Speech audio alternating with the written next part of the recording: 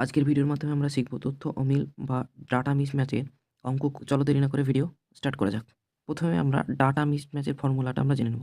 যদি n সংখ্যক নাম্বারের গড় m হয়, কিন্তু পরে দেখা যায় যে একটি সংখ্যা a এর জায়গায় ভুলভাবে p লেখা হয়ে গেছে, তাহলে এর সঠিক গড় হবে যেই গড় ছিল m সেটা প্রথমে, এবং তার সঙ্গে এই যে ভুল লেখা হয়েছে তাদের ডিফারেন্ট বের করতে হবে, এবং তাকে নাম্বার অফ যতগুলো সংখ্যা থাকবে তত সংখ্যা দিয়ে আমাদেরকে ভাগ করতে হবে। তারপরে যদি ডিফারেন্টটা বেশি হয় তাহলে আমাদেরকে যোগ করতে হবে, এবং যদি কম হয় তাহলে সেটাকে বিয়োগ করতে হবে। তো এইভাবে আমরা ডাটা মিসম্যাচের সঠিক গড়টা বের করে থাকি। চলো এবার আমরা অঙ্কের মাধ্যমে দেখব কিভাবে ডাটা মিসম্যাচের অঙ্ক আমরা এই ফর্মুলা এবং বিনা ফর্মুলার সাহায্যে কিভাবে করব। প্রথম অঙ্ক হলো 36টি সংখ্যার গড় হচ্ছে 45, পরে দেখা গেছে 84 জায়গায় ভুল করে 48 লেখা হয়ে গেছে। তাহলে প্রদত্ত সংখ্যাগুলির সঠিক গড় আমাদেরকে নির্ণয় করতে হবে। দেখো, 36টি সংখ্যার গড় ছিল 45 এবং সংখ্যাটি কি 84 জায়গায় আমাদেরকে 48 লেখা হয়ে গেছে। 84 যোগ করতে হতো, কিন্তু ভুলবশত যোগ হয়ে গেছে কত?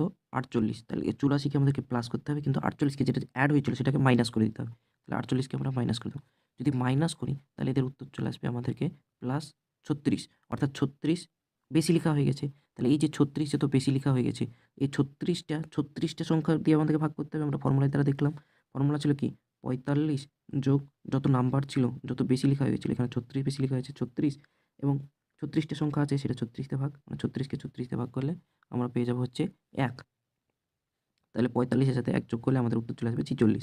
তাহলে উত্তর হয়ে যাবে অপশান এ। পরবর্তী প্রশ্নে কি বলেছে?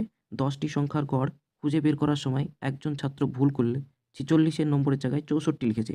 46 লেখার জায়গায় 64 লিখেছে, অর্থাৎ বেশি লিখে রেখেছে, এবং তার গড় যদি 50 পেয়ে থাকে, তাহলে প্রদত্ত নম্বরের সঠিক গড় আমাদেরকে নির্ণয় করতে বলেছে। তাহলে আমরা কি বললাম যে কত ডিফারেন্ট, সেই ডিফারেন্টটা আগে বের করব। এখানে আমাদের লেখার কথা ছিল 46, কিন্তু সে লিখে ফেলেছে কত? 64। তাহলে 64টাকে বাদ দিতে হবে। তাহলে 64টাকে বাদ দিতে হবে, কিন্তু লিখতে হবে কত? 46। তাহলে 46টাকে প্লাস করতে হবে। তো এই দুটো ডিফারেন্ট আমাদের চলে আসবে 18, মানে চলে আসবে -18। তাহলে -18 বেশি লেখা হয়ে গেছে।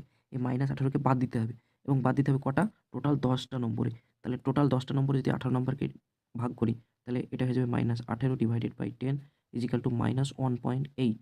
মানে যে গড়টা আমরা অ্যাকচুয়াল গড়টা আমরা পেয়েছিলাম, যে গড়টা আমরা পেয়েছিলাম 50 পেয়েছিলাম, সেটাতে -1.8টা বেশি লিখা আছে। তাহলে যদি আমরা 50 থেকে -1.8 আমরা বিয়োগ করি, তাহলে যেটা আসবে সেটাই আসবে তার অ্যাকচুয়াল গড়, অর্থাৎ সঠিক গড়, যেটা আসবে কত? 48.2, অর্থাৎ অপশান, আমাদের উত্তর হয়ে যাবে অপশান ডি। 3 নম্বর প্রশ্নে কি বলেছে? 40 জন শিক্ষার্থীর গড় হচ্ছে 68 পাওয়া গেছে।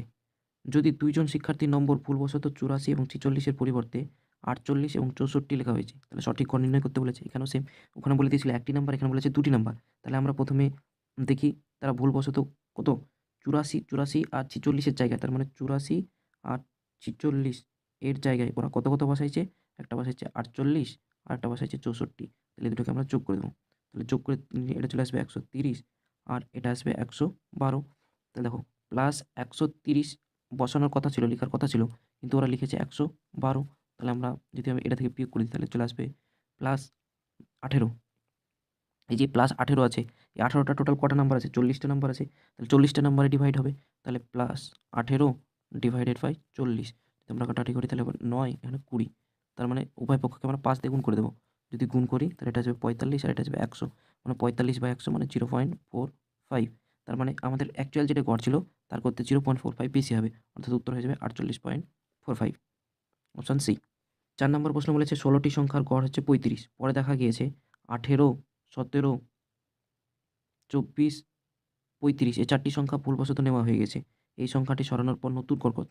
অর্থাৎ 16টি সংখ্যা আমাদের গড় যেটা বলে দিয়েছিল সেটা বলেছিল 35, কিন্তু এদেরকে এই যে যে সংখ্যাগুলা ছিল সেই সংখ্যাগুলা বেশি নেওয়া হয়ে গেছে। তাহলে এগুলো আমরা বাদ দিয়ে দেবো। দেখো, এখানে 16টি সংখ্যা আছে 35, এখানেও আছে 35, তাহলে এটাকে যদি আমরা বাদ দিয়ে দিই তাহলে কোনো পার্থক্য থাকবে না। তাহলে বাকি যদি আমরা দেখি, তাহলে দেখো এই দুটো মিলে হচ্ছে 35, এখানে দুটো 35 আসার কথা ছিল, কিন্তু এখানে এসেছে কত?